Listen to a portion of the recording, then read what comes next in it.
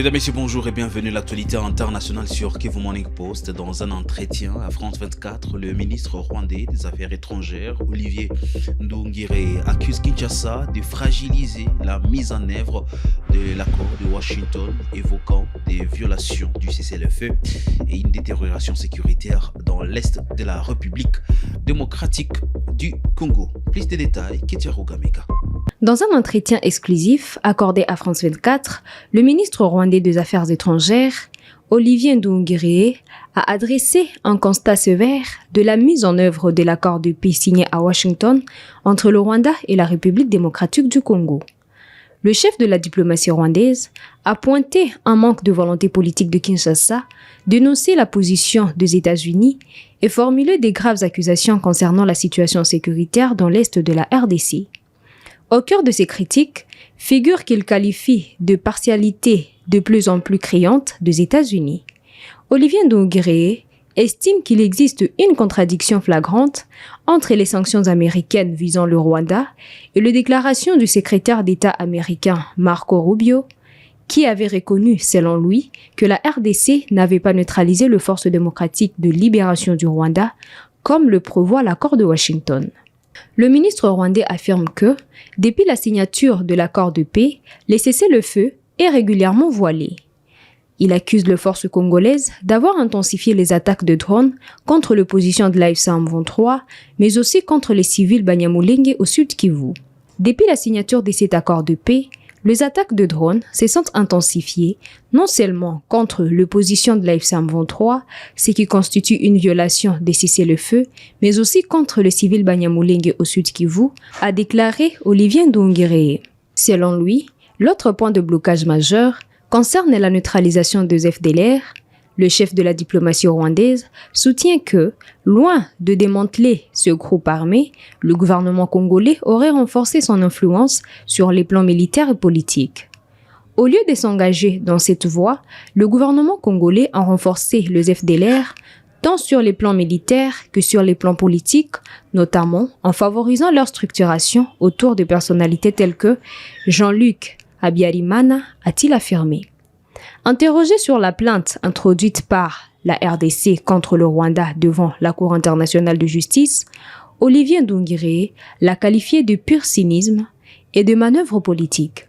Il a accusé le gouvernement congolais de collaborer avec les FDLR, d'encourager les discours de haine visant le Congolais Tutsi et d'être responsable d'attaques contre les populations civiles.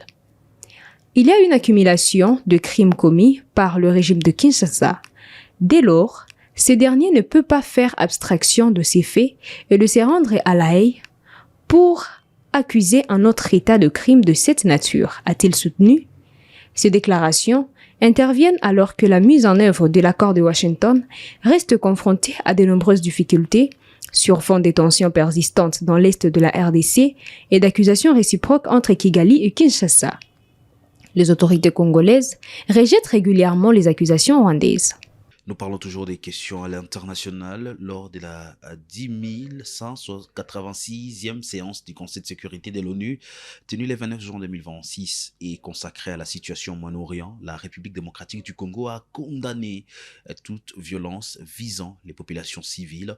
La RDC a réaffirmé que la protection des civils doit rester une priorité et a insisté sur l'application de la résolution 2334 de 2026 ainsi que du droit international. Et je donne la parole au représentant de la République démocratique du Congo. Je vous en prie. Le président de la République démocratique du Congo vous remercie de la convocation de cette réunion et exprime sa gratitude au secrétaire général adjoint par intérim et coordonnateur résident du bureau du coordonnateur spécial des Nations Unies pour le processus de paix au Moyen-Orient, M. Ramiz Al-Akbarov, ainsi qu'aux représentants de la société civile pour leurs exposés. La République démocratique du Congo demeure profondément préoccupée par la détérioration persistante de la situation dans les territoires palestiniens occupés, notamment en Cisjordanie, y compris à Jérusalem-Est, ainsi que par la fragilité du cessez-le-feu dans la bande de Gaza. Nous condamnons toute violence dirigée contre les populations civiles. La protection des civils doit demeurer une priorité absolue, conformément au droit international humanitaire et au droit international des droits de l'homme. Ma délégation est particulièrement préoccupée par la recrudescence de violences, les déplacements forcés de communautés ainsi que les démolitions d'habitations. À cet égard, nous rappelons l'importance de la pleine mise en œuvre des résolutions pertinentes du Conseil de sécurité, notamment la résolution 2334-2016, ainsi que du respect des obligations découlant du droit international. S'agissant de Gaza, la République démocratique du Congo prend note des efforts déployés en vue de préserver le cessez-le-feu et encourage toutes les parties à faire preuve de retenue afin d'éviter toute reprise des hostilités à grande échelle. Nous appelons au respect des engagements pris dans le cadre des accords existants ainsi qu'à la poursuite des efforts diplomatiques visant à instaurer une paix durable. Nous demeurons également préoccupés par la situation humanitaire qui continue d'affecter durement les populations civiles. Comme nous l'avions souligné dans notre déclaration du 18 juin 2026, la République démocratique du Congo appelle à un accès humanitaire sûr, rapide, durable et sans entrave, afin que l'aide puisse parvenir à toutes les personnes dans le besoin. Nous saluons les efforts déployés par les Nations Unies et les organisations humanitaires qui poursuivent leur action dans des conditions particulièrement difficiles. La République démocratique du Congo souligne également l'importance d'un soutien international accru pour répondre aux besoins humanitaires des populations civiles affectées, soutien qui contribuera à la création de conditions propices à une paix durable, à la stabilité régionale et à la prise en compte des préoccupations légitimes de sécurité de toutes les parties. Madame la Présidente, la République démocratique du Congo demeure convaincue qu'il ne saurait y avoir de solution militaire à ce conflit.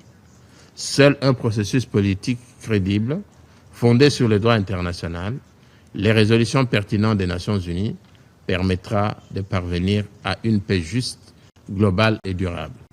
À cet égard, nous réaffirmons notre soutien aux efforts du secrétaire général des Nations Unies, ainsi qu'à toutes les initiatives régionales et internationales susceptibles de favoriser la reprise d'un véritable processus politique dans la paix et la sécurité. Je vous remercie.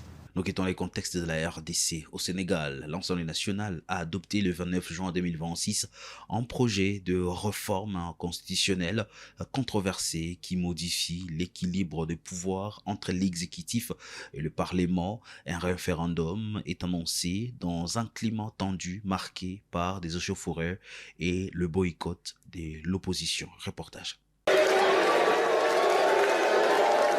C'est l'une des images marquantes de cette journée marathon à l'hémicycle.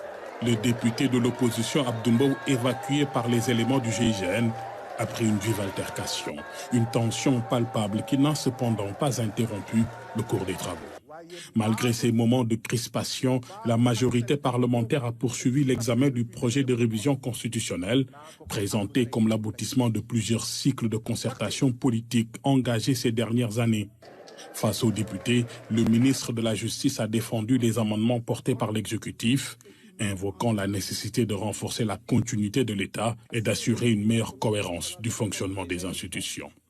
Parmi les principales dispositions adoptées figure la création d'une cour constitutionnelle, la mise en place d'un organe indépendant chargé des élections, le renforcement du régime de transition présidentielle, l'encadrement des fonctions exécutives locales exercées par les membres du gouvernement, la définition juridique de la haute trahison ainsi que le renforcement des obligations relatives à la déclaration de patrimoine. Adopté par l'Assemblée nationale, le texte ouvre désormais une nouvelle phase du processus de révision constitutionnelle. Selon le ministre de la Justice, il pourrait être soumis à référendum, ultime étape avant son entrée en vigueur. Pendant ces temps, le bras de fer institutionnel se poursuit au sommet de l'État sénégalais après l'adoption par l'Assemblée nationale de la loi de révision constitutionnelle. Le président de l'Assemblée nationale annonce qu'il demandera au président de la République de promulguer la loi purement et simplement dans ces contextes difficiles. De faire des pas de géant dans le perfectionnement de la démocratie sénégalaise, dans la transparence dans la gestion publique. En quoi est-ce qu'on peut avoir peur de cette réforme? Et c'est au nom de tout cela que je le dis ici. Dès aujourd'hui, je saisirai le président de la République pour lui transmettre la proposition adoptée. Mais je ne vais pas lui invoquer l'article 103. Je demanderai au président de la République de promulguer cette loi, de la promulguer simplement et purement. Parce que le Conseil constitutionnel, dont les décisions s'imposent à tous les pouvoirs publics, administratifs, politiques ou quelle que soit l'appellation, a constamment décidé que dans le cas de révision de la Constitution par la seule Assemblée nationale, le vote à la majorité qualifiée des 3/5 réalise à la fois l'adoption et l'approbation. Aujourd'hui, ici,